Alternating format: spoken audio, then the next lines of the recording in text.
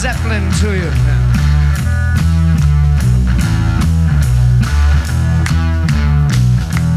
On bass guitar, John Paul Jones. John Paul Jones. On drums, John Bonham.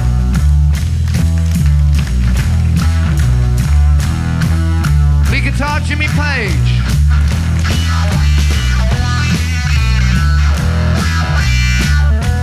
And myself, Robert Plant. Born out of the wreckage of the Yardbirds in the summer of 1968, Led Zeppelin combined the talents of two top London studio pros, guitarist Jimmy Page and bassist John Paul Jones, and two provincial unknowns, Birmingham singer Robert Plant and his partner, drummer John Bonzo Bonham. Their 1969 debut album, a top 10 smash slammed out in just 36 hours, defined the very 60s term heavy, although Zeppelin itself turned out to be much more than that.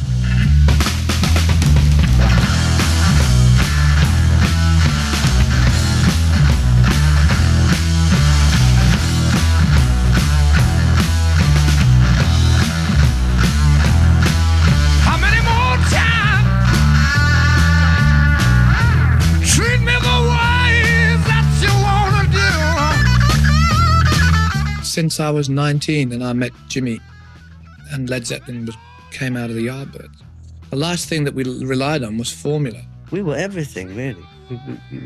We touched so many different areas of just the normal sort of the blues and rock and the acoustic, but then we also went into other areas as well. Because we all had totally diverse musical tastes.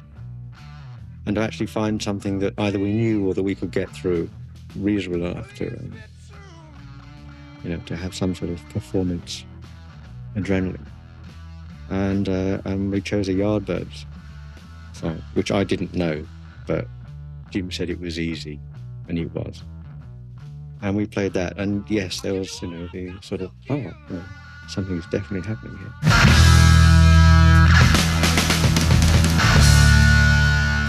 Page and Plant were classic British frontmen, whip-thin, wild but sensitive, and of course sexy. But the pounding heart of the group, as even they realized, was Bonham. The amazing thing about John Bonham, that obviously I wasn't aware of at that time, nobody was aware of it, was the fact of how inventive he was and just how forward-thinking he was with the drums, apart from the fact that he made drums sound like drums as well. And he played them. He's the loudest drummer that I've ever played with, and the most incredible thing was that he just used his wrists. It wasn't all this arm smashing, it was just his wrists. And that really is quite something. That's the reason why we started to get big amplifiers, so we could hear ourselves.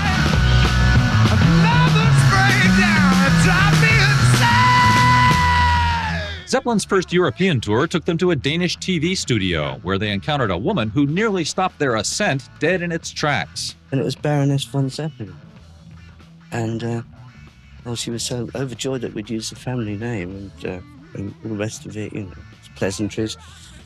And they took her out into the studio to show her around, you see, and suddenly she saw the album cover, first album cover, which was the Zeppelin crashing at place. There was this almighty shrieking, and she came again and threatening to have the lawyers stop the show. And all of this was going on right to the point of transmission.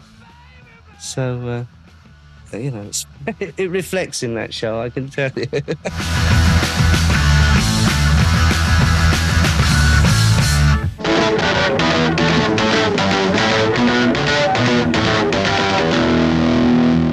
Chief among Zeppelin's arsenal of stage stunts were Page's violin-bowed guitar solos, a technique he'd first used with the Yardbirds, and which had been suggested by the father of Man from Uncle Star, David McCallum, classical session violinist. Sure, he stopped picking up the violin bow and playing guitar with the violin bow. They'd never seen anything like that before, let alone heard what was being done.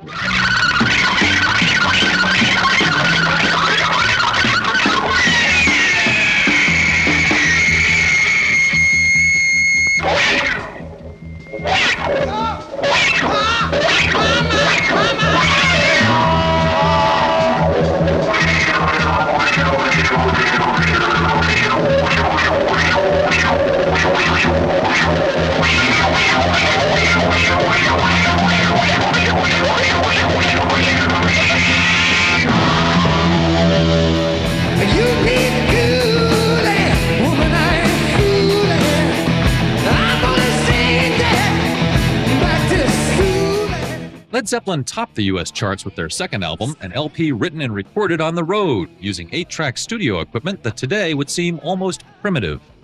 A lot of the time I was singing on the same track that held the lead guitar solo. So I had to make sure that my had just gone before the first lick of the guitar, or vice versa. So it was very interesting. It was quite adventurous. In those days, you had to get like tape machines and juggle with them, that sort of thing. But yeah, it was fun and all part of the thing, the labour of love. I'd like to give you every inch of my love. I'd like to give everybody my love. When I hold on to love. When I hold on to love. When I hold on to love. When I hold on to love. Once we'd finished in the studio, and we'd done the best that we could there, and we employed the numbers into the stage act. That wasn't the end of the story, so that was just the beginning. We'd make those numbers work for us. You know, we're content to just play them note for note perfect, as many people are these days, for instance, and even were then. Way, way down inside, woman, you need love. I'd like to give you every inch of my love. Oh, when I hold on to love. When I hold on to love. When I hold on to love. When I hold on to love. When I hold on to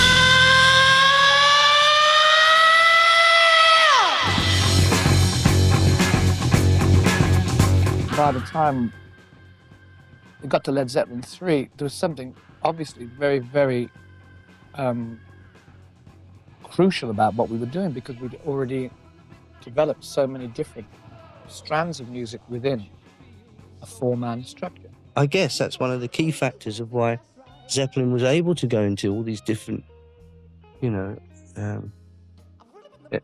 ground, or touch new ground within music, because we didn't have to bother about sticking to a format. Oh, I love you more. Yes, I love you, baby. Oh, I love you. Oh, I love you. Oh, yeah. The last thing that we relied on was formula, and knowing that we were doing fine. When Led Zeppelin 3 followed the album with Whole Lot of Love and Heartbreaker and stuff on it, everybody went, well, why kill a perfectly good career? And you make moves, you had musical turns and twists to satisfy yourself. That's what has to come first. And the record company would have liked us to have done something which sounded exactly the same as Whole Lot of Love with different lyrics, I'm sure. But that's not where we were at. Whenever we got together to record an album, it was always a summing up of where we were at that point in time. But I tried. Oh, I wouldn't try to do the best I could. I've been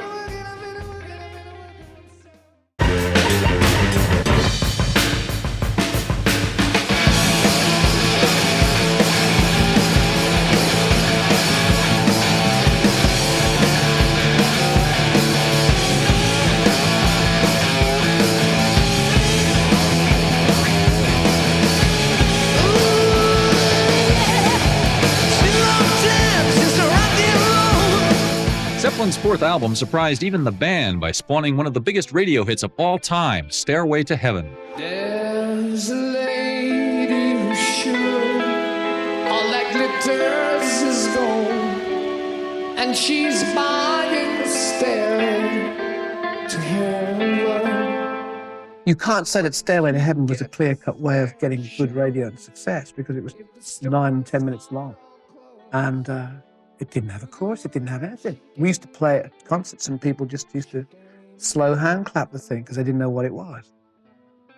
I've worked on it for quite a while, on and off. I was putting all these different sections together and putting them in what I considered was the right order before I even presented it to the band. People used to say about Stairway to Heaven, what was it like when you first wrote it, as if they were sort of, three wise men knocking on the door. Excuse me, are you writing Stairway to Heaven here?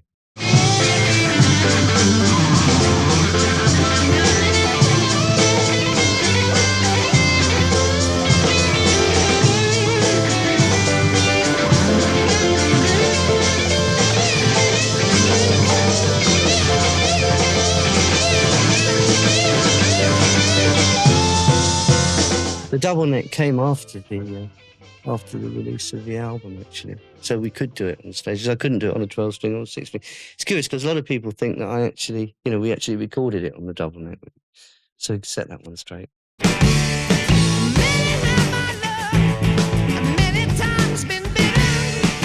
Zeppelin cemented its position as the top hard rock band of the decade with Houses of the Holy in 1973.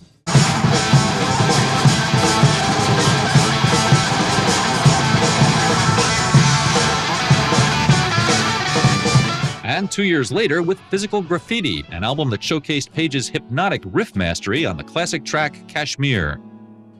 I think riffs really come from the blues, but I certainly spent a lot of time working on riffs, and I might have created a lot of new insights into riffs that haven't been employed before.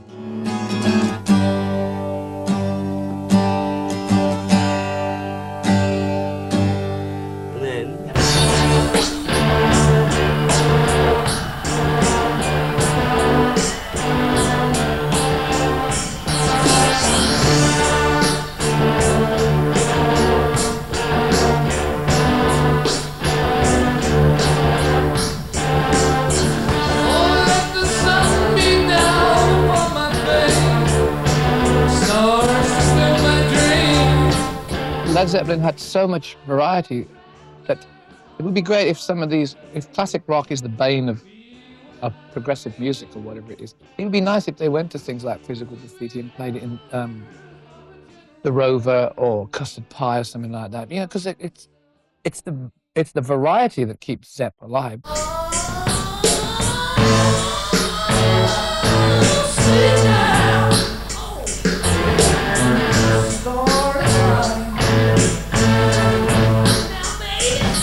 Physical Graffiti was probably the greatest moment musically, or greatest set of moments. Because it was done with a mobile 16-track studio in an old house, and we were stuck in there, and we wrote things on the spot. I Trampled Underfoot, Stairway to Heaven was written at Headley Grange, actually, for the fourth album, so I'm lying. Kashmir, In the Light, stuff like that, which was really very, very good.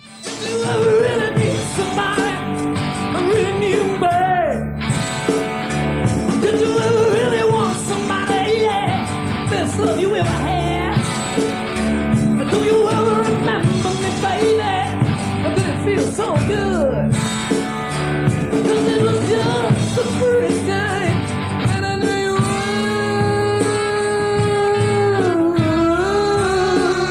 Zeppelin's distinctive blend of hard rock power and compositional complexity was memorably demonstrated on the group's 1976 album Presence, with a track called Achilles' Last Stand. That one was my brainchild, really, as far as all these sort of guitar parts and all the, the ascending guitar figures. And I remember John Paul Jones wasn't really sure whether, when I said, no, I've got a scale that goes over these, because but you can't, there isn't a scale. I said, believe me, I've got one.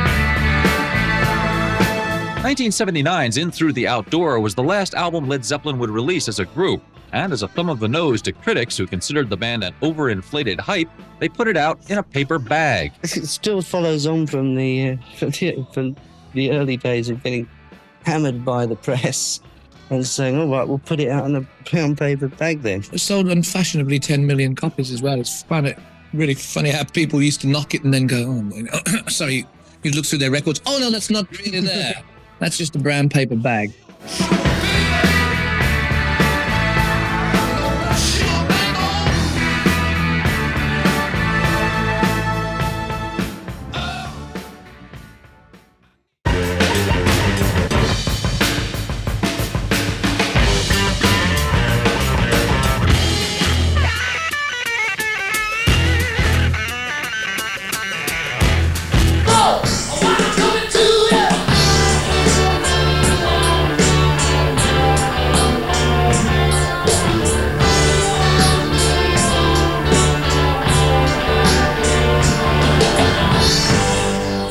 By 1979, punk rock was taking aim at all of rock's reigning superstars. So when Led Zeppelin played its first show in 2 years at the Knebworth Festival, the band had something to prove, and definitely did prove it.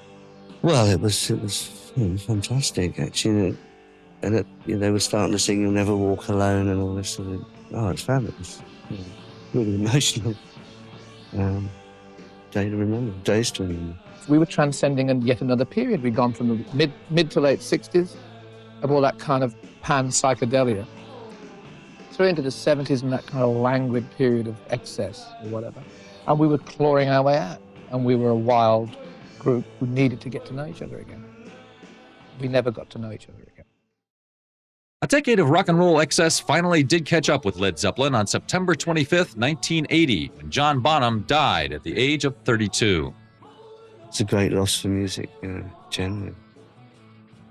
I think it's fair to say there hasn't been a drummer anywhere near him since in rock, certainly. No, absolutely. I think every drummer would be the first to admit that too.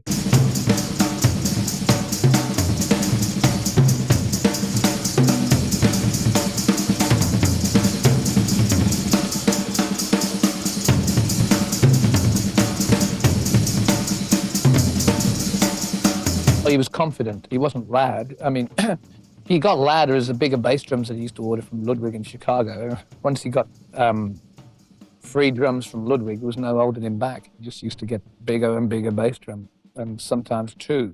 But we used to take the one bass drum away when we went out to get a cup of tea. If he got two bass drums set up, we used to steal the one. Because he could do more on one bass drum than anybody can do on two.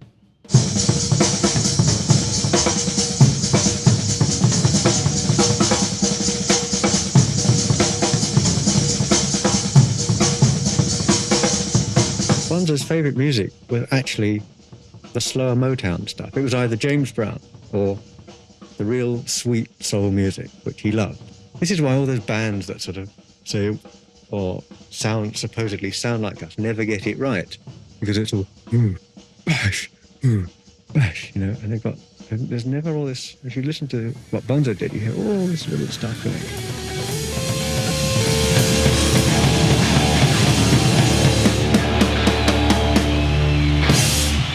3 months after Bonham's death, Led Zeppelin, unwilling to continue without him, disbanded. In 1982, a collection of miscellaneous tracks called Coda was released, apparently as the group's swan song. That same year, Page released his Death Wish 2 soundtrack album, and Plant launched a successful solo career of his own. Led Zeppelin appeared to be history.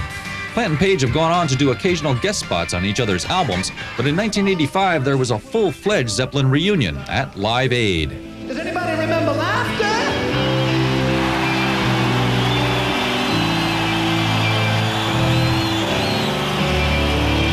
And it makes me wonder.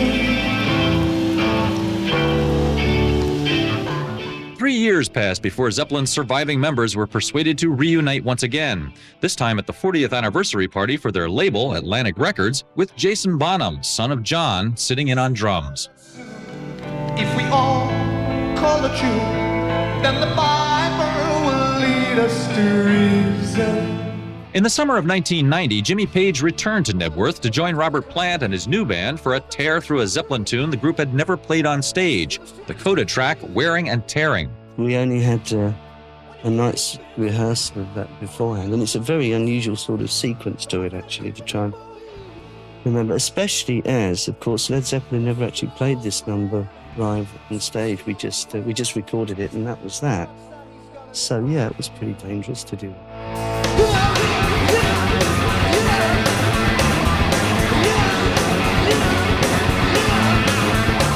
We've created so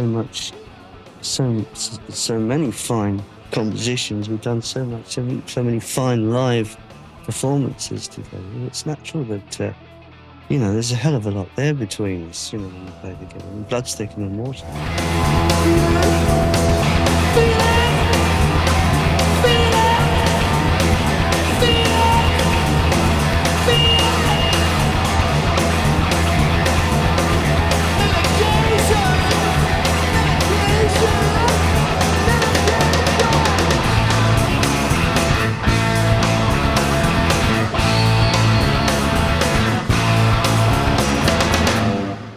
Led Zeppelin may never regroup, but it doesn't really have to. The band's memory and its unforgettable music live on vividly to this very day. For a start, it was full outstanding musicians. And that yet we had this added dimension that we had the chemistry there. We worked and we had no idea of what it was. We just did it, and it was spectacular. And spectacularly loud, confident, and wrong a lot of the time. But it was excellent. When people say Led Zeppelin to you, what does the word mean to you?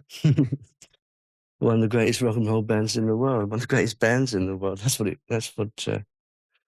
means to me. I think a lot of other people too.